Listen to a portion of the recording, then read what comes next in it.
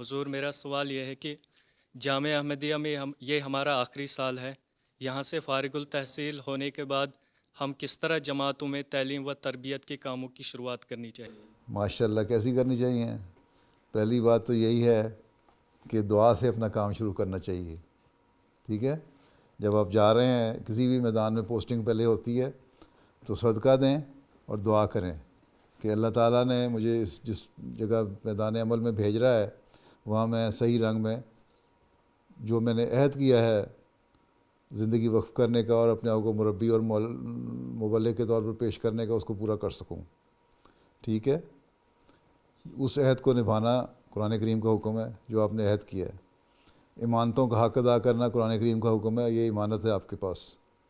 ٹھیک ہے، امانت کیا ہے کہ آپ نے احمدیت اور اسلام کے حقیقی پیغام کو دوسروں تک پہنچانا ہے اور اس کے لیے صحیح راستے تلاش کرنے، نئے راستے تلاش کرنے. یہ نہیں ہے کہ ہمیں مرکز سے ہدایت آئے گی کہ تم نے یہ لٹریچر تقسیم کرنا ہے تو کرو، مرکز سے ہدایت آئے گی کہ اتنے آدمیوں کو داعین اللہ بناؤ تو ہم نے بنانا ہے، مرکز سے ہدایت آئے گی کہ فلاں جگہ جا کے تبلیغ کرو تو ہم نے کرنی ہے. نہیں، خود آپ لوگوں کو راستے تلاش کرنے ہوں گے.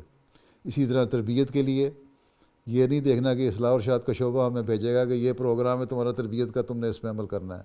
آپ نے یہ دیکھنا ہے کہ آپ کے وہاں مقامی حالات کے مطابق کیا ضروری چیزیں ہیں جو ان کو کرنا چاہیے، کس طرح ہم بہتر رنگ میں افراد جماعت کی تربیت کر سکتے ہیں، کس طرح ہم بوڑھوں کی تربیت کر سکتے ہیں، کس طرح ہم نوجوانوں کی تربیت کر سکتے ہیں، کس طرح ہم عورتوں کی تربیت کر سکتے ہیں، کس طرح ہم بچوں کی تربیت کر سکتے ہیں. پھر خطبات میں، تقریروں میں براہ راست کسی پہ بات وہ نہیں کرنا، ایسا تاثر نہیں دینا جس سے کسی کو یہ شک پیدا ہو کہ شاید یہ باتیں میرے متعلق کی جا رہی ہیں، میری کمزوریوں کو اجاگر کیا جا رہا ہے. ایک جنرل سی بات کر کے حوالے دے کے باتیں کرنی ہیں. ماشاءاللہ داڑھی تو آپ کی ایسی ہے کہ آپ کو انصار بھی قبول کر لیں گے اور خدا بھی قبول کر لیں گے ہیں تو یہ اس لحاظ سے اپنے تربیتی پروگرام بنائیں. پھر یہ ہے کہ اگر کہیں جماعتوں میں دیکھیں کہ فریقین میں آپس میں رنجشیں ہیں، ان رنجشوں کو دور کرنے کی کوشش کریں. مربی کا یہ کام ہے کہ وہ کسی بھی جو ہے فریق اس کے طرف جھکاؤ نہ رکھنے والا ہو.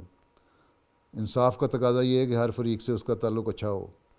اگر کسی فریق میں صلح کرانے جا رہے ہیں تو جس کے گھر میں بھی صلح کروانے جا رہے ہیں، جب تک ان لوگوں کی صلح نہیں ہو جاتی اور وہ آپس میں ایک نہیں ہو جاتے، سب رنجشیں اور قدورتیں دور نہیں ہو جاتی ہیں، اس وقت تک صلح کرانے کے پروسیس کے دوران نہ آپ نے ایک فریق کے گھر سے چائے پینی ہے، پانی پینا ہے، نہ دوسرے فریق سے گھر سے چائے پینی ہے، پانی پینا ہے.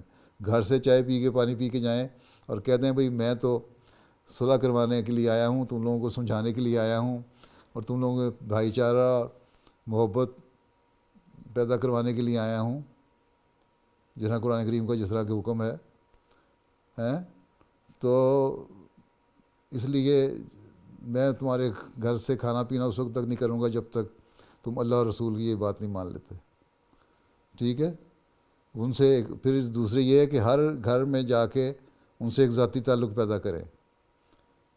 ہر جس جماعت میں بھی آپ تعینات ہوتے ہیں وہاں جائیں اور اس گھر کے ساتھ، ہر اس جماعت کے ہر گھر کے ساتھ ایک ذاتی تعلق ہو.